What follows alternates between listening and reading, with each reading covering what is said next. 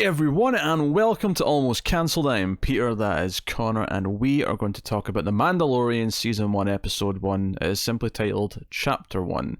And it is the first episode, so we'll start spoiler free and give you a warning before we get into the spoilers somewhere in the middle. This is the new Star Wars show, if that's the first Star Wars show. I mean, not counting animated, obviously. Yeah, live action. Yeah. It's the first. It's the first of its kind. It's also the first big show from Disney Plus, or... That's the name, right? Disney Plus? I'm not sure. It's Disney Plus, yeah. Yeah. Everything's a plus. Well, because Apple's Plus as well. I was second guessing myself there that it was Disney. I don't know. Yeah, they were the first one to say to come out and go, we're going to be a plus. Apple just kind of released before they did. Well, it's old hat now, so here we are, new Star Wars show. But like centered around the Mandalorian, which apparently is Boba Fett's whole like race. Kind of. Okay, so clearly, just to sort of set up the where we're coming from here, I like the original trilogy of Star Wars. I'm not particularly fussed about the mythology. Don't really care about Jedi. Have not been particularly excited about having tons of Star Wars things in the last few years. Connor, on the other hand, over there is a super Star Wars fan who's seen all the animated shows and can tell you the make and model of every weapon that's probably used. I wish. He reads all the Star Wars comics. I mean, even that response, I wish. No, I don't wish. Don't wish for that. I read all the comics. I've read all of the new books and probably 2/3 or so of the old expanded universe stuff. Yeah, so Connor's a loser, and he's here to represent that portion of the audience. I'm not going to fight you too hard. Someone at work turns to me, she goes, "Connor, you're a nerd." I'm like, yes, thank you. Oh dear. So naturally, we had very different levels of hype. I am literally wearing a Mandalorian T-shirt. Yes. That I bought. 2 weeks ago at this point. So we have Pedro Pascal in the lead role, the unnamed Mandalorian. I'm assuming that's a thing, is that Mandalorians don't really go around with names. No, not at all. A lot of them do. Oh, they do. Okay. He's kind of because they just call him Mando, which is just like Mando is if it's just short for Mandalorian, I assume. Yeah, but it would like me just calling you, oi, Scott. That's weird. Scott's an actual name, though. That's weird. Don't do that. It is. But you get the point. Yes. So we got Carol Wells on here. We have Werner Herzog, who's an interesting bit of casting.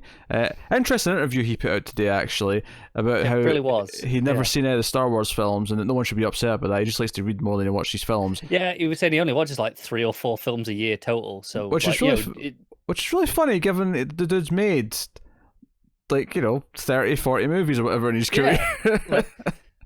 Yeah. It's weird, he had to preface that by going, "Hey, no, I've not seen it, but don't take that personally. There's a shitload I've not seen." Well, he has to anyway. He's there to play a role. Yeah, I mean, he spoke in the interview how he was given all the information he needed for the role, and I think that's fine, right? Yeah, he's there to play a role. He doesn't need anything else. So. So I mean, honestly, in terms of spoiler-free premise, is a bounty hunter, and he's collecting bounties. We sort of start off kind of like your like a superhero show where you get sort of the tail end of a previous bounty that kind of opens up as your cold open to sort of set up who he is, and then he gets a new bounty, which becomes the plot of the episode and sort of leading into presumably the rest of the season. And that's it. That's all I can say. Everything else we'll leave for spoilers, but. That's basically the gist of it. So, I mean, I feel like I'm expecting a response here. But, Connor, did you enjoy episode 1 of The Mandalorian? Unsurprisingly, yes, a lot. Okay, here's the thing. I went into this being promised a Western. I was given a Western. I'm quite happy with that. Yeah, there was there's a slight chance that they kind of build it on, hey, we're doing a Western, because all the advertising was definitely kind of leaning it in that direction, and there was a chance you get into this and they're like, it's not actually a Western, we just kind of, there's a few trappings here or there, but the Mandalorian is straight up the man with no name. It is a Western. So I appreciate that. I enjoyed it a lot. Although contrary to the sort of myth that's been built up around the man with no name, he's actually named in at least one of those 3 movies, if not 2 of them. So yeah, so he actually does have a name. It's just Hey, to be fair, this Mandalorian probably has a name too, and we might learn it at some point. Oh, sure, yeah, that's the other thing. There's the Judge Dredd thing here. He never takes his mask off. He never takes his helmet off. Yeah. And I'm sure if the show runs long enough, it'll happen. I think there was a tease of it happening in the trailer, in a specific moment with another character, and I discussed this with someone else. I said, I don't want it taken off willy nilly, I just all over the place. If there's a moment that makes sense for it in context, I'm okay with it occasionally, very, very occasionally. What they should do is do the whole Wilson from Home Improvement thing, where whenever he's got his helmet off, we never get to see his face. There's always something obscuring his face. Yeah, I'll be okay with that. They should do that. So, which leads to the more interesting answer, perhaps, is if I thought anything of it. It's not bad. It's more positive than you've been on anything else. I mean, that's what I'll give you. I've got a couple of problems, but it typically looks pretty good. Yeah, I like that tonally it feels very different to any other Star Wars thing I've seen. One or two things I could have done without. I thought there's a second Mandalorian at one point, and it was really bugging me. This is not a real complaint. I'm just pointing this out. This is what my thought process was. Is that her mask looked like Ares' mask? And all I could think about was Ares. Like, why is he here to see Ares? What's happening? I get that. Again, that's not really a fair complaint. Oh, I said that. It's not a complaint. No, I know. I was agreeing with you. I mean, but I can see it. The action's pretty good. It looks obviously very high production value. It's probably one of the most expensive shows ever goddamn made. Surprisingly short. Only 38 minutes. It felt tight. And I kind of appreciate that. The final credits, though, was like a good solid 3 minutes. So, I mean, in terms of content, this is like 35 minutes. It's not a long show. And maybe that'll vary episode to episode. Maybe episode 2 will be like 50 minutes and it's whatever. But it might well. But I mean, even at, if they are 35 minutes-ish a piece, 8 episodes, that's, good, 4 to 5 hours worth of content we'll be getting. I think I've got a couple of specific problems that I'll get to in the spoilers, but I think my potentially biggest problem, but this is very, again, it's only relevant depending on what happens going forward. But from this first episode alone, because they're doing the whole masked hero sort of stoic, doesn't say a whole lot thing, it's really hard to care about him as of yet. Oh, it absolutely is. I agree. Right? And I actually thought it was a moment at the end, because I sort of realised the moment that was happening at the end is, okay, it's about to end, and I thought this was going to be the one emotional point in the whole thing where he makes a choice that makes us like him, that shows us that he has some kind of moral base or some sort. But then it didn't happen exactly as I thought it was going to, and then it was like, okay, it's still kind of murky.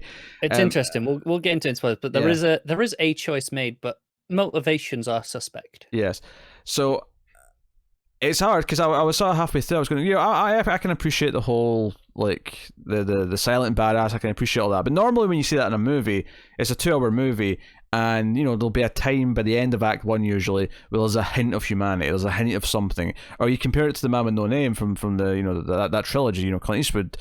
Like, another big difference there is that you can't see his face. You can see some things here or there. You can see maybe he stands for something. There's at least some kind of raw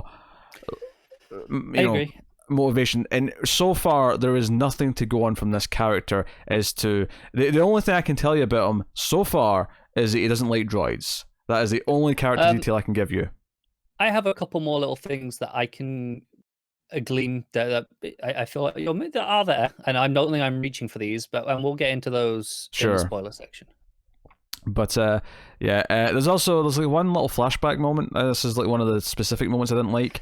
I'm actually with you on this one. There's a really cheesy kind of like flashback to his childhood kind of moment where there's like, there was a war or something, and he's a child and his mum's like running away with him or something. Like it's doing that kind of thing. I'm actually going to agree with you on that. The flashback kind of felt a bit off. Could have done without that. Yeah, and then there's one moment as well, where he doesn't speak a lot, of course, and to be honest, when he did speak, for the most part, I was kind of into what he was saying. It was kind of working for me, but there was one line I hated that made me roll my eyes, and there was a sort of standoff moment where someone points out it's 4 against 1, and he just goes, "I like those odds," and I'm like, piss off. That is cheesy garbage. Try to make him sound cool. This is the lame person trying to sound cool, like they're a badass. If I was going to defend this, I'm not. It is cheesy badass. And I'm okay with that personally. But if I wanted to give you a reason why he would say that would maybe make you feel better, he doesn't believe it. He's just saying it to intimidate them, and maybe they'll back down, thinking, "Shit, does he actually think he's this good?" But here's the problem. And this is a compliment to the show. Actually, what I'm about to say is the reason, because in the right cheesy tone, this could play and work okay, and I'd be like, yeah, this fits the tone of what I'm watching, it's fine, maybe I'd even smile at it. The problem here is that it's jarring because it's so quiet and methodical in what it's doing up until this point that it really took me out of the scene, because I was like, wait a minute, he's cheesy now all of a sudden, whereas before they were doing a bit of a calmer, more laid back. No, I don't disagree. It's I didn't hate it as much as you did, don't get me wrong, but yeah, it's one of the weaker lines in the episode.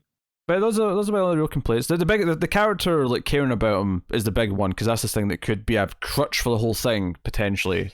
If it could, it's at this point you kind of want to give it the benefit of the doubt that there will be, okay, probably it kind of has to be by the end of the second episode. I think that there's something there. Well, that's the thing. You get to the end of this episode and it does what it does in the plot, and it feels kind of like, okay, I can see this being the opening, like the end of the 15-minute mark in a movie. And we're just about to maybe get to the part where we kind of learn a bit about how he thinks and how he operates based on how he responds to what he's just discovered. But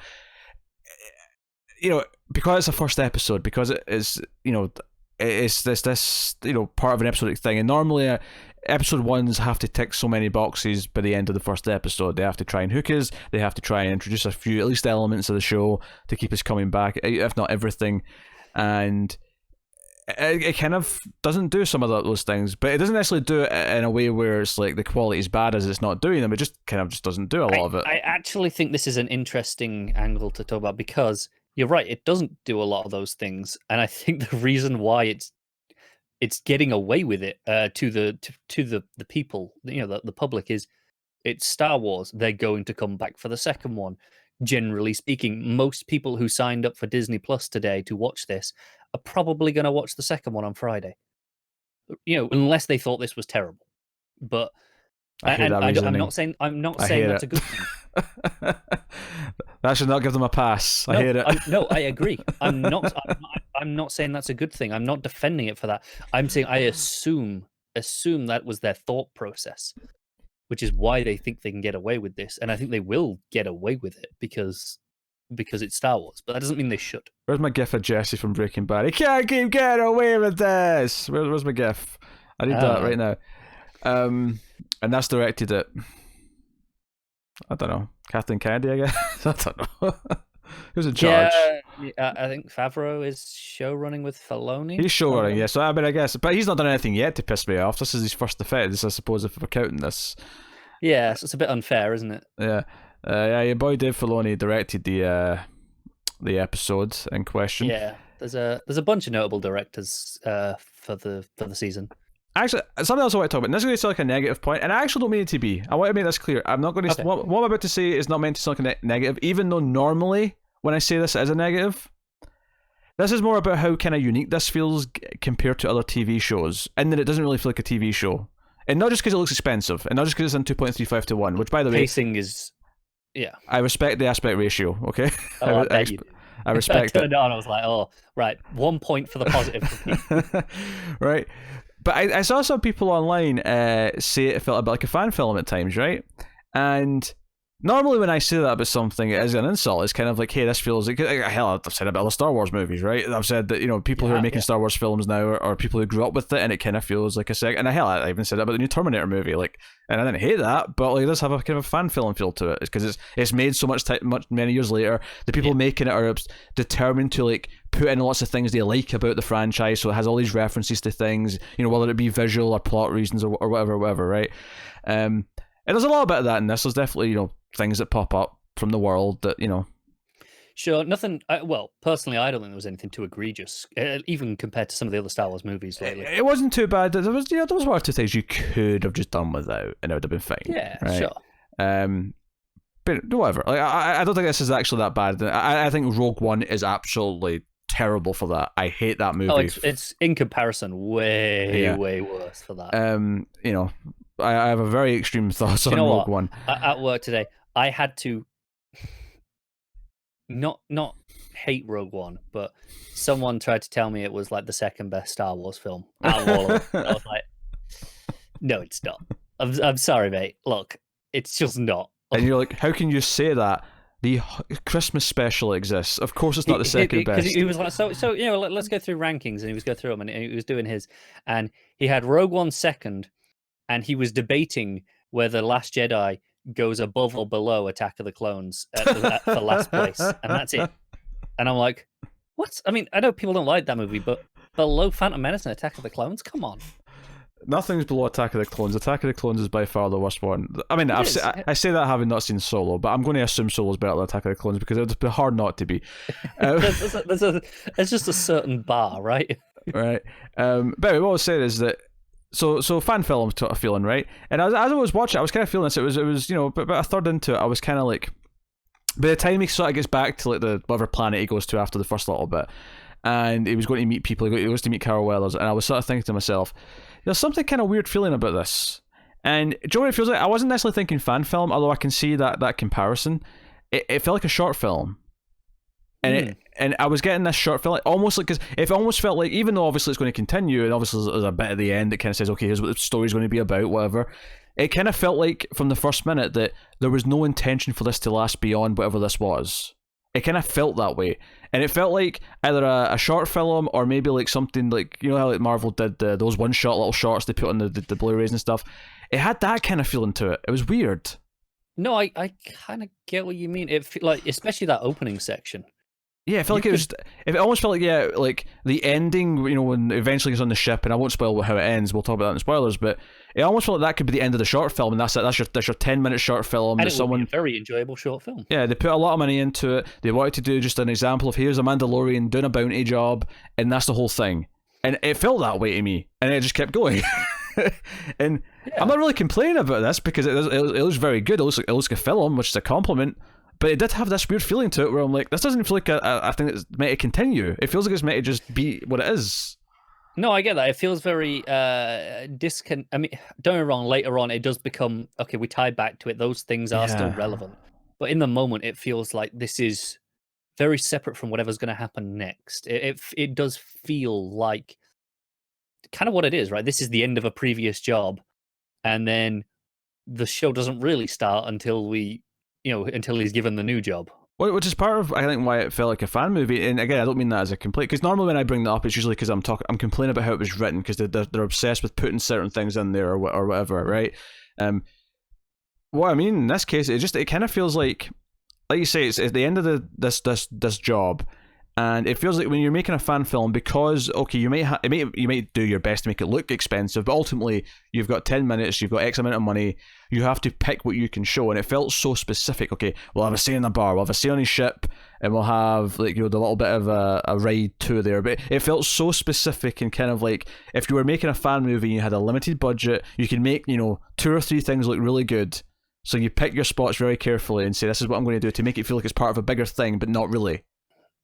Yeah, I know. I don't actually disagree with any of this. Like, I was really into it. Like, when I'm watching it, it's all really good stuff, this opening, I thought, and engrossing on a visual level, if not a story level. It's, the story's kind of non-existent at this point because it is just a character introduction. Yeah. But on a visual level, I was kind of just into it, all the long, slow shots. I was like, yeah, okay, I'm feeling this. It was setting the tone, I guess, is the purpose of it, but it did feel very disconnected, and yeah, I can kind of see what you're getting as a short film of its own.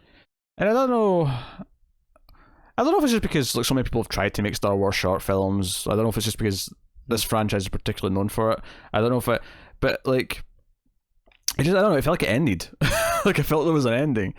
Because there's a big sort of thing it references at the end of this little section, and I was like, okay, there's your big reference to pop the crowd at the end, and then cut to black. This has been a little experimental fan film to sort of a proof of concept almost. It almost wouldn't shock me if they went and shot this as its own little thing to prove to Disney, hey, we can make this a show. Here's our little proof of concept film, and then added onto it. You could be onto something, yeah. It almost feels like that. And I'm not saying it definitely was. If that is the case, I mean, could have gone worse. Yeah. But yeah, I mean, it's actually not bad. It looks good. The music is fantastic. Music's a little bit different than normal, which is nice. It's actually a lot of synth play on Ennio Morricone stuff harmonically. It's really interesting, the stuff it's doing. It is played like a Western, not like a Star Wars stuff. There was one beat that they played weirdly. They played the exact same sequence as Kylo Ren's theme, which threw me for a loop when I heard that. I was like, what the hell are we doing here? Were you disappointed it wasn't League of Assassins theme? Very good. But it just threw me. I was like, what? Like that's Kylo Ren's theme. Why are you playing that here? What's going on? And it had nothing to do with anything. It was just obviously a coincidence. Yeah, it's a shame that the thing I was most excited about was Werner Herzog, and his scene almost ended up just being the worst because it had that stupid, cheesy line that I was complaining about. And also he had a lot of stormtroopers kicking about, and I kind of feel like they were just there because, hey, visual thing you reckon. I feel like of all the things in this that reference like a moment or a costume or a thing from Star Wars, this was the one that felt like these don't need to be stormtroopers. I personally liked it because for me, I think it told me something. One of two things, because time period again, we're 5-ish years after Jedi, so the Empire is kind of gone now. It's just stragglers. So it's one of two options. These stormtroopers kept their uniform and they hire themselves out, right? And they're kind of as protection. That's kind of their service here. Sure. Yeah. Or more likely, Herzog's character, I think who was just referred to as the client, is actually ex-Empire and probably was someone not like super high up, but with a bit of pull in the Empire. And this is kind of the little crew he's managed to keep hold of. Which I think for me is actually interesting as a character beat, as to establish who he is, which is why the Stormtroopers for me worked. Yeah, that's fair. I'm not gonna lie. I did kind of like forget when this was supposed to be set when I was watching this. And it wasn't until they started mentioning a few things I was like, oh, it's after 6. Okay, it's after Jedi. Yeah. Because I wasn't sure. I genuinely wasn't sure. No, that's fair. But I think what is good there is that you went in not really being sure, and you came out knowing, maybe not exactly 5 years, but you knew roughly enough to understand the context. Yeah, after a couple of minutes I realised that I'd forgotten when it was set, and I knew it was either between 6 and 7 or 3 and 4, and I couldn't remember which one it was. But obviously it reminded you. It clarified it as it went on. It did, yeah. So I guess we'll give the spoiler warning, full spoilers for episode 1 of The Mandalorian. I will take this time to thank our Patreon producers. These are producers at Patreon who are at the $20 tier or above. So thanks to David Shaw, Alison M. Fortis, Cindy Palacios, Tyler Hess, and Talking Superman. And they all do that over at patreon.com/MailFuzzTV. where you can support everything we do and keep all the content coming for as little as $1 per month. And you get a bunch of bonuses, extra sort of cut, deleted tangents, and bonus episodes of some of the movie podcasts we do. So go and have a look if you want. And thanks to them once again. So full spoilers for The Mandalorian. Okay, so opening, here you get this blue guy. He takes on the bar full of people. It's exactly the sort of thing you'd expect in a Western. I mean, hell's the second episode of Firefly kind of, I mean, it's not a bounty, but like it's a bar fight. Like it opens with a bar fight. No, it is. This is very traditional, right? And standard. That's kind of the point. And he takes this guy, sets up, hey, here's a, because he's got like one line in the first 5 or 10 minutes. Yeah, but I say 5 because he does have one other line. He also says no droids when he's getting the vehicle. Oh, that's true. You're right. So, but his first line is, I can either take you in cold or warm, or something to that effect. Yeah, it's your choice. And he's got his gun ready, and he's like, oh, okay, sure. Fight looked pretty good too. He cut the dude in half through the door. Yeah. Notably cut away before we saw him actually slice, but that's Disney for you. But hey, I appreciate the fact that it's happened, and that's good enough for me. Yeah, but part of me is also but what about the R-rated version of this, where I actually get to see the body split in half? And I'm with you. That would have been even better. I'm not arguing. So he grabs them, and they're getting the speeder to go to his ship, and there's a giant monster under the ice. which is a fun little sequence. I suppose, maybe this is one of the things that make it feel a bit fan filmy, because this really doesn't really serve that much purpose, other than just giving us an exciting entrance onto the ship. Because ultimately, like, I mean, maybe this monster, maybe we'll be back to this planet later in the season, so maybe it'll be good that we've established this already. Could be. On the other hand, it does on some level feel like we wanted some action-y piece to kick off the show. Yes, but that's just the purpose on its own. It doesn't really relate to anything. Whereas at least the fight in the bar scene, it's like, oh yes, he's here for his bounty, which sets up, him going back to who he is. Because obviously the ending of this is the alien goes downstairs and he finds all the carbonite, prisons, if you whatever you call them. Carbonite, sorry. Carbonite is the Star Trek thing, the carbonite maneuver. Yes. Carbonite. That's the only reason I actually corrected you. Usually I'd have let that slide. But it's a different thing. It's actually a different thing, yes. Yeah. But hey, look, Carbonite maneuver is an episode of Star Trek I like, okay? And the words are very similar. It's a pretty good episode, yeah. But yes, Carbonite, sorry. So, it's almost like a horror short. That's another thing that makes this look like a short film. If you're making a horror movie short, you end it with the character realization they're screwed. And that's kind of what this is he sees these carbonite things, and he's like, and he's standing behind them. It's like a horror villain. He's like right behind them. He's like, nope, sorry. It's like, there you go. Just chucks him in. Yeah. So there you go. That's kind of the end of that segment. He goes to see Carl Weathers, and we find out the currency he's trying to use. This is one of the things that sort of told me when it was set, because he's talking about how the imperial currency is no longer technically valid, although apparently it's still accepted, because he says it still spends, but he's like, no, I'm not accepting that. Yeah.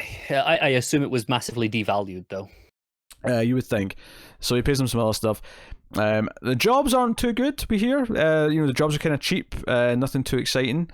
And this is they're talking about here. Okay, so he's part of the Bounty Hunters Guild, and the guild charges higher rates than independents, the freelancers, and people are being cheap at the minute and go into the freelancers instead. Yeah, so he hears about this job that's off the books, this freelance job, which turns out to be Werner Herzog, and we get the whole standoff thing that I complained about. And not a whole lot in here for me. It was mainly just, okay, I can't really tell you who it is you're looking for, but we do want him alive. Or I don't know if we even said him, but we want the person alive. We want the target alive. Yes. And then Herzog's like, but I understand. Things can get messy, so if something goes wrong and the tie has to come in, dead, we'll only give you half. Yeah, the scientist is not happy about this. He's like, no, alive. We need him alive. Yeah. Just want to point out as well what he's being paid in here is this, Beskar steel, which is what a lot of Mandalorian armor is made of. I think it's important in context here because it sets up another scene. He gives him a small bit as a down payment and says, "Hey, I've got a shitload more of that when you do the job." Yeah, because he takes this and he goes to the other Mandalorian, the lady one, and she melts it down and builds him a shoulder pad out of it. Yeah, and this is where we get the flashback bit, which I agree was a bit generic. It was. The bit of character that I did like here, we talked about earlier that there's a lot of not a lot of character for the Mandalorian, but here he's like, hey, the leftovers, leave it for the orphans. I think the found they were called, and put it towards one of them. And this was interesting to me. Is like, okay, he was one to that, and something I'm just gonna quick like Mandalorian history thing. I don't know how canon this actually is anymore because a lot of stuff's changed. But traditionally, Mandalorians are not just a race of people. It's a culture more than a race, and so anyone can be adopted into a being a Mandalorian. Should they prove themselves worthy, etc. And be part of that family. And I assume that's kind of what he was. I think that's what the flashback's supposed to be getting at. He was abandoned as a young child and was presumably adopted into being a Mandalorian rather than born into it. And that's probably why he's give some for the found, because he has presumably some sort of connection to them having been one himself. And presumably this stuff's hard to come by. That's why it's such a tantalizing job offer. Yeah, traditionally this stuff, obviously, I think we see some of it in this episode that it deflects the blaster bolts, but it can in some stories deflect their lightsabers as well. This material. So it's very rare and expensive. Oh, very, very handy then for a... For a bounty hunter that might come up against such a thing. Interesting he chose to put his first piece on the shoulder there. I feel like I'd put it over my heart or something like that. But yeah, well, he's done the headpiece already. Because I believe the helmet is that already. That's what it looked like. Because even in the bar, one of them comes up and says, "Hey, is that real Beskar steel?" That's what ticks him off.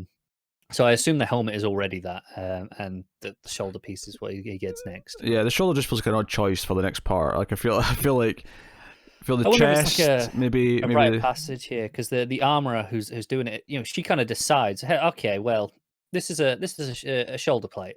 So I wonder if it's kind of like you earn your way up. I don't know. I honestly have no idea on this bit. So he flies off to go to the planet where they suspect this target is. This being, and he's very little information on it. He's got no usual face thing that looks, but he's just got a basic tracker location, and he's 50 years old. Yeah, and he gets attacked by these monster things when he lands. Was it Blorg? I think he called them. That sounds familiar. And we get this alien, this farmer who he's an Ugnaught. He's an Ugnaught, yes. Is that something from other Star Wars? Yeah, those have been around loads. Okay. So he saves them, and he's like, hey, many bounty hunters have came trying to get to whatever these bandits, this group have got. And I've helped them, and they all died, but I'll help you. He's like, well, if they all died, I don't know if I want your help. He's like, nope, you need my help, because you're going to have to, raid one of these blorgs into... I have spoken. Yeah, well, it's the rule of threes. He says it 3 times. He says it in the first scene, he says it here, and then he says it again right before he leaves him, when he shows him, where this area is.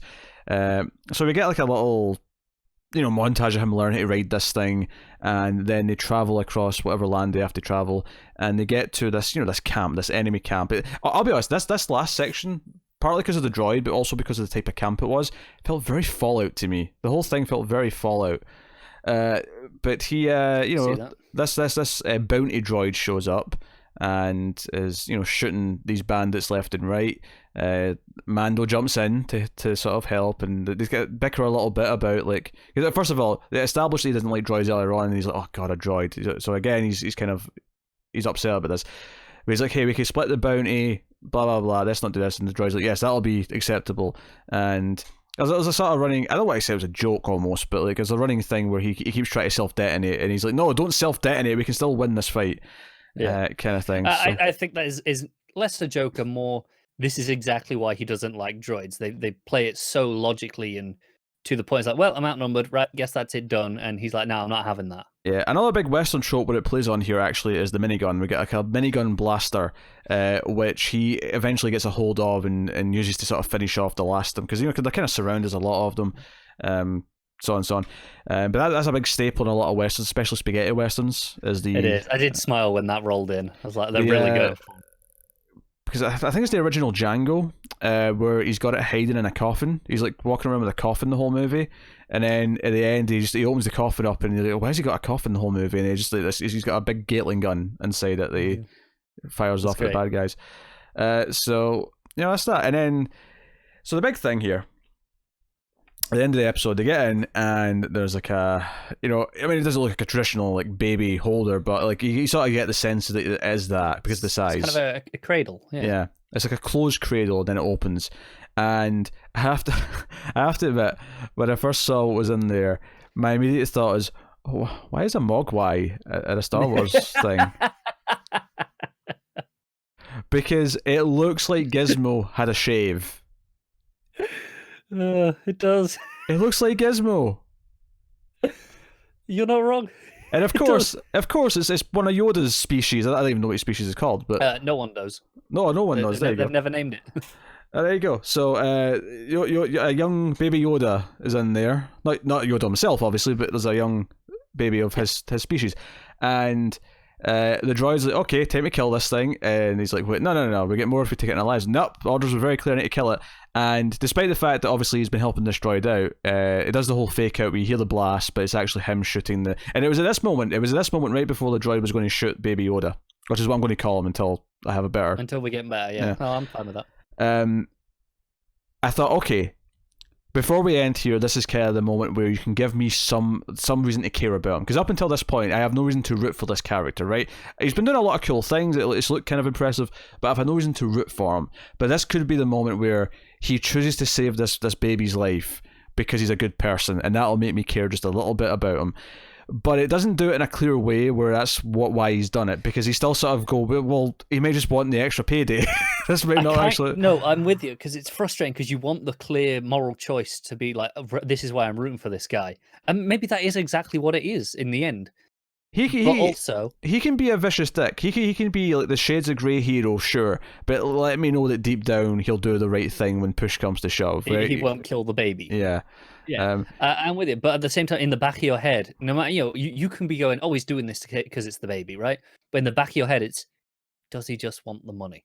Is he just after the bigger payout? And don't get me wrong, that could be true, and then obviously he'll have a change of heart of an arc that will get to the point where he does care about him. And in fact, if I was to make a guess what this show is going to be based on this ending, it's going to be Star Wars' version of Lone Wolf and Cub. It's going to be him bonding and training this baby Yoda. Possibly. I can think of worse things for the show to be. Which again plays into the whole samurai Western style kind of narrative. Like it works. Yeah.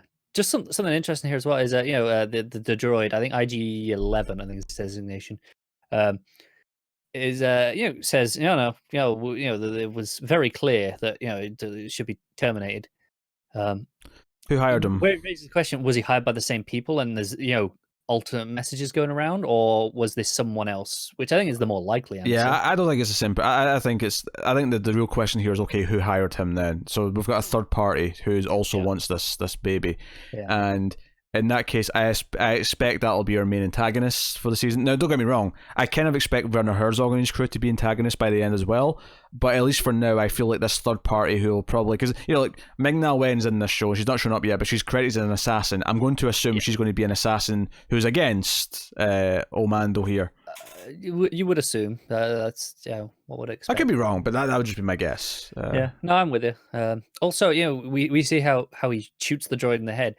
I will be very surprised if they don't repair him and get him back up and going, because this is Taika Waititi voicing the droid and has been a huge part of the marketing, and has been like, oh no, he's a main character, and maybe that's a big fake out and that's it. But it's it's a droid. It's easily that they can fix it and bring it back and kind of play with that. Either fix it or just as another droid with the same voice, because they're off a manufacturing line. It could be. I mean, it is the IG series. There's quite a few of them already in Star Wars. I think it's notable that they created a new one. This is IG-11 instead of like 88, or which is the most famous one, which was in the lineup in Empire. And I think they said they chose to do a new droid instead of that one because that one had a lot of stories in expanded universe, and why bother redoing something that'll just piss people off when we can just make a new droid and everyone's happy. So we'll see. No, that's fair.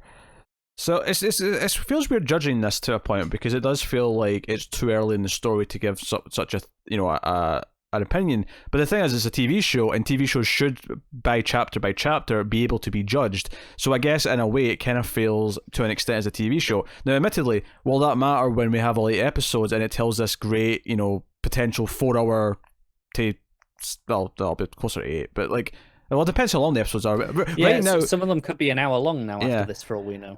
But I mean, yeah, between probably 5 and 8 hours long, right? Something in that range. Could it be one big great movie at that length that, chapter by chapter, it's kind of weirdly like, don't get me wrong, this has an ending. Like, this moment at the end where the baby's hand's coming up and he's going to touch it, like, it's an ending shot. It feels like the climax of something. Oh, absolutely. But the episode as a whole is paced towards the fact that you're like, okay, and the rest?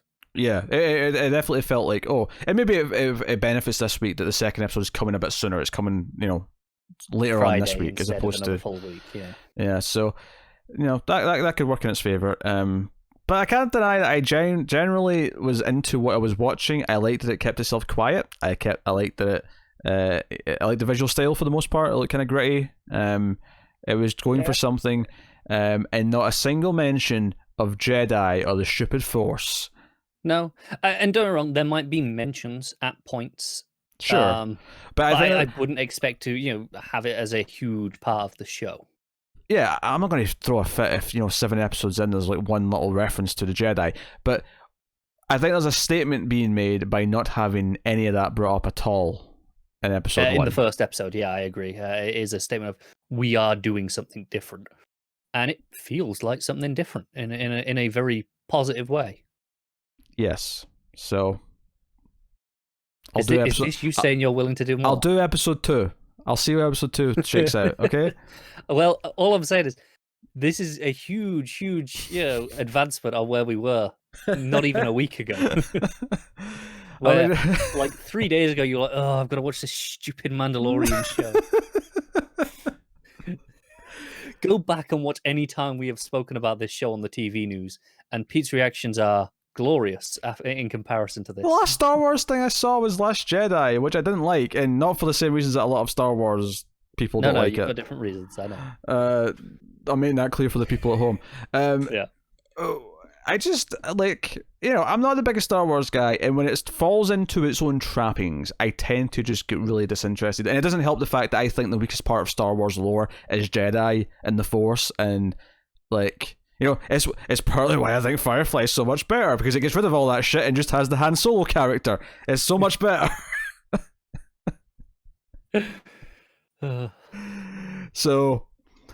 there you go. This is kind of like your gritty Firefly show in the Star Wars universe, isn't it? Yes.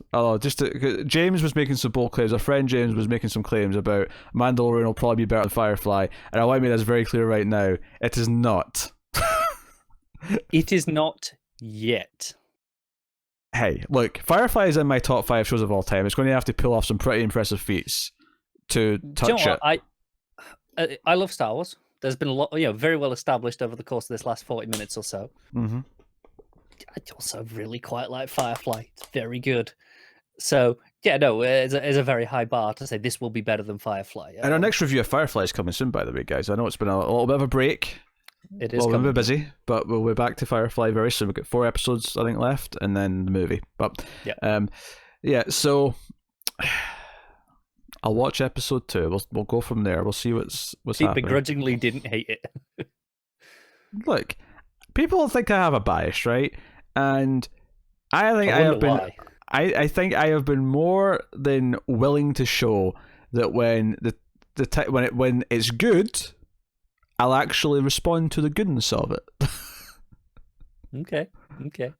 But Rogue One and Last Jedi were not good for a variety of reasons, and Force Awakens is definitely more fun. Although what's funny, actually, I was talking about this recently. I was talking to you about it in the Comics podcast a little bit, about the formula of these like sequels that come years later, kind of like doing a bit of both, like being a bit of the sequel to the old stuff but setting up the new stuff, and how I wonder if I watch Force Awakens now after Halloween 2018, after Terminator Dark Fate, and after even Jurassic World I throw in there, because they all have a formula they're all adhering to. They do. It's something we've spoken about on like the TV multiverse show. We talk about the CW shows, how we're kind of over those right now. Mm-hmm. And there was a time where we were quite into some of them, and we wonder, was it just that we weren't sick of the formula? If we went back and watched what we thought was the good stuff, would we kind of be sick of it? And I absolutely get it, because when Force Awakens came out, this wasn't a formula yet. No.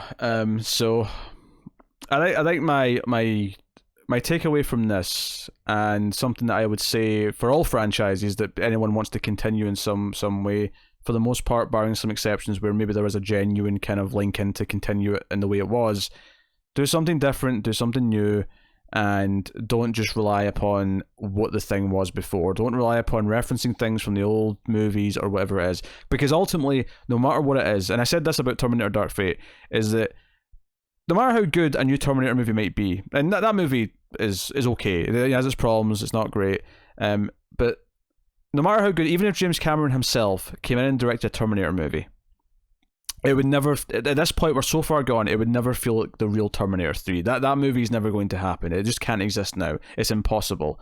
And hell, look at George Lucas. He came back and did his own Star Wars movies years later, and the large majority of people will happily agree that those feel like they're this weird extra disconnect. Like most people, if they want to, can just watch the original trilogy, have the story end at Jedi, and you've got a nice satisfying conclusion and a story, that ends, right? And even if you like the new trilogy, it still feels like a sort of additional thing that's added on, right? Where I kind of, how would I put it this way? It's like, like when I'm watching the original Star Wars trilogy, or I'm watching the first two Terminators, right?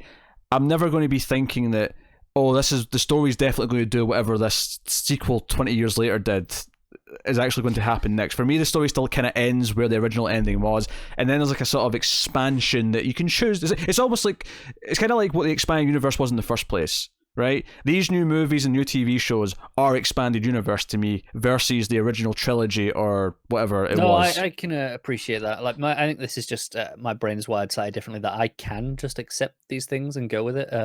I think because even when you bring back Arnold Schwarzenegger and you bring back Linda Hamilton and you have, all these things, ultimately 30 years have passed, they all look ancient, it just feels different, it doesn't feel like it's the same world anymore, and it just doesn't feel like it's the true continuation. It feels like, no, the story ended in 1991, and that's just... I think that's partly why this could be such a strong success, even for people like you, is that this does feel very different. Yes, it's set after the after Jedi, but it's not a continuation.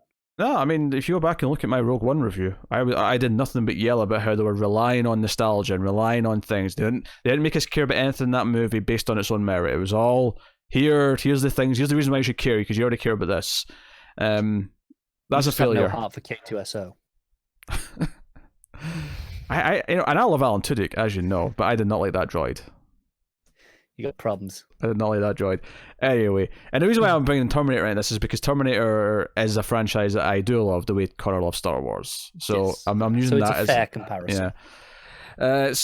But there you go. That's episode 1 of The Mandalorian. So we'll be back then on Friday with episode 2 review.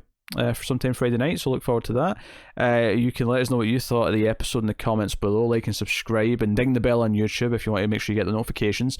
And if you want to support us, we mentioned Patreon earlier to support us financially, but you can also do it by rating the audio podcast on Apple Podcasts. Give us 5 stars, rate a review, helps us out a lot. It spreads the show out to more people. And that's pretty much it. Guys on Twitter at @mailed_fuzz for channel updates. And check out other reviews we have. Me and Connor review Mr. Robot on a weekly basis right now. Me and Tara have been reviewing Watchmen. In fact, the episode 4 review of Watchmen will be up early tomorrow, so I don't know, however long after this.